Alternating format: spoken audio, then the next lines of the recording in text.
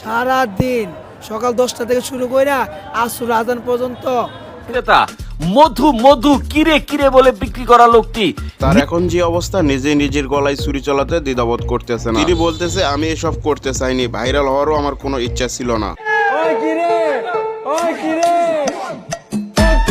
এই সেই ভাইরাল মধু ভাই, যাকে 2 দিন আগে কেউ চিনতো না, এখন তার পিছনে অল টাইম লোকজন লেগেই থাকে। আগে দেখতাম অনেক নামি দামি মানুষের কাছে আইফোন থাকে, এখন দেখি ভাইরাল হলেই আইফোন। ভাই মানেটা বুঝছেন? ভাইরাল হলেই কিন্তু আইফোন। তরমুজ বিক্রি করে যে কয় টাকা হয় তার থেকে বেশি মানুষের দোকানের ইন্টারভিউ দিয়ে অনেক টাকা ইনকাম করা যায়। আর কিছু নমুনা আপনারা তার মুখ থেকেই শুনেন। এখন আমি তরমুজ বিক্রেতা ভাইরাল হয়ে গেছি।